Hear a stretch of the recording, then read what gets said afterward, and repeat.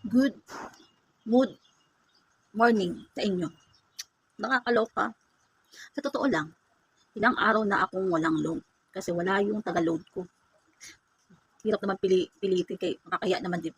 So, wala rin silang budget. Nakakainis talaga, di dahil naulan. Tuesday ngayon, maulan. Malamang yung mga estudyante wala na uling pasok. Matutuwa na naman ang mga estudyante kaya wala na lang pasok. Loko. Tayo magkape. Buti na lang kape ko na i-stock ko. Kasi alam ko mauubusan ako ng pera. Kaya ano ko ng kape dito eh. Kape tayo. Sarap. Pamparelax ko. Kaysa stress na ako. Dahil dyan, tayo nang mag-chismis, chikahan. Tayo na mag-chismis, chikahan na lang tayo. Ano sa totoo lang, pang ilan ko na tong video. Pang ilan na to sa ilang araw na nawala akong load. Naka-stack lang yung mga video ko diyan sa cellphone. Kasi wala pa akong pang post. Malamang, pag naka-extra na ako ng load, maipost ko to, ay, ubos na agad. Kaya ilang araw akong walang post. Pero sa awa naman ng Diyos, kahit mga picture-picture na wala naman ako kakwenta-kwenta ng post ko. Yun lang ginawa ko, may magawa lang. Kaysa ma-stress ako ng dire-diretso. Kaya, yun, pachika lang ako. Sinikta ko lang sarili ko. Puro nga. Kapit. Mas, kaya naman blessing. Dibating ka naman blessing.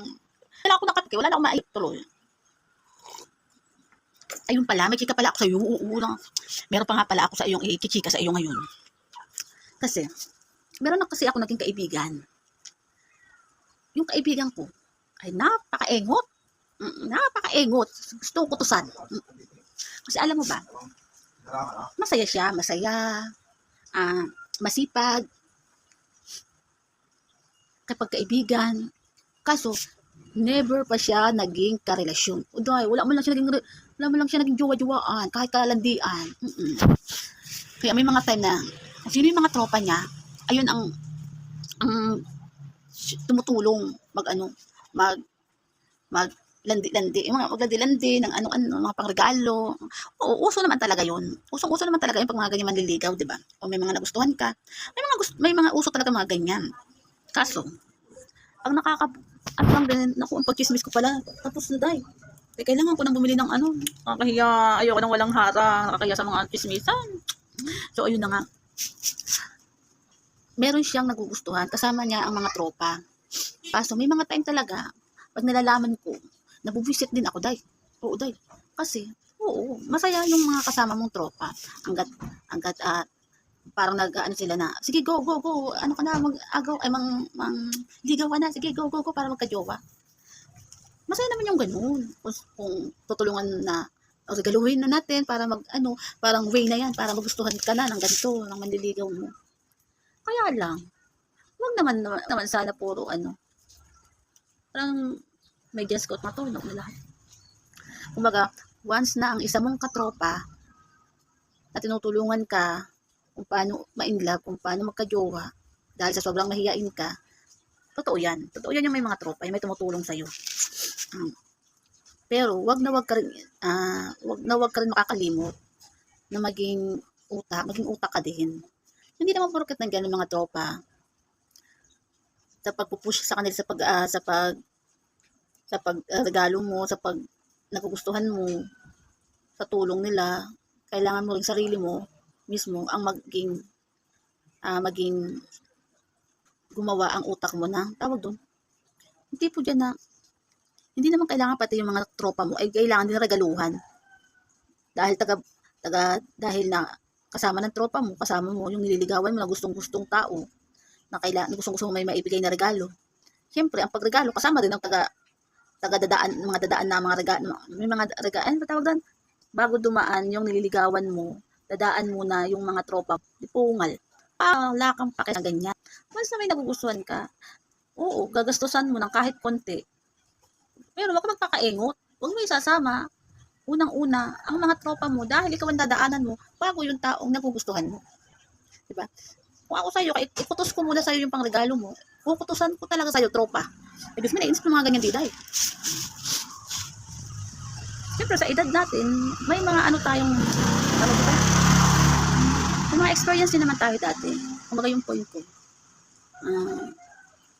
Masaya yung kasama ang tropa mo hanggat may nagugustuhan ka. Pero iwas-iwas din. na magregalo ng nililigawan. Pati ang mga tropa mo, reregaluhan mo kasi sila ang tagabuhat, tagabigay ng nagugustuhan mo. Kutusan, sarap kutusan. Yun lang, kaya sinabi ko sa naging tropa ko, huwag mong hayaan na kutusan na kita, kaya nabubuisit ako pag ganyan. Okay lang na magustuhan mo, tulungan ka ng tropa mo, dahil hindi mo kaya ligawan, kaya dumadaan pa sa tropa. Pero hindi naman kailangan pati yung pangregalo mo, pangbitbit mo, pagbili mo, sa kasama na yung tropa. Ay di kulang na lang na dumaan sa taong nagugustuhan mo, kalahati na lang kayo muro ng ginanga na. Bullshit. Sa totoo lang, kailangan mong maging matuto mag-isa. Okay lang sa mga salita ng pagtulong, tulungan ka ng mga tawang dapat gawin para magustuhan ka, ganito, ganyan, para magustuhan ka, agad bilisan mo. Okay lang yun. Pero yung pag-uto-uto ng mga bawat na pera or maging mautak ka. Masarap magkagusto, masarap manligaw. Okay lang magkaroon ng mga konting gastos. Pero wag naman pati kasama ang tropa, isama mo. Okay? Ang ending, pag nawalan ka ng manliligaw, nga ka, pero sila, siyempre, hindi pa sila magiging, kasi kailangan gagawa pa sila ng paraan para magustuhan ka pa ng manliligaw mo. Kasi, pag nawala ka ng contact sa nililigawan mo, pag nawalan ka na ng contact, pati yung mga kasama mo, magiging nang natin. Wala na silang magagawang pasalubong man lang dyan. O, di ba daw, matipumal kayo, day. Ang maganda kasi dyan, pare-pareho kayo nagtatrabaho. Pagiging kaibigan, hindi wag naman maging, na-stress lang ako sa mga ganyan, di po nga. Never talaga akong, mga ganyan. Yun lang, napacheck lang ako kasi nga wala akong load. Ilang araw na ako nakatunganga dyan. Puro lang ako chismis, pero nakasave lang yung mga video ko sa inyo. Alam nyo naman sa inyo, pag nagkakape ako, may pumasok sa utak ko, chismis ko na agad sa inyo.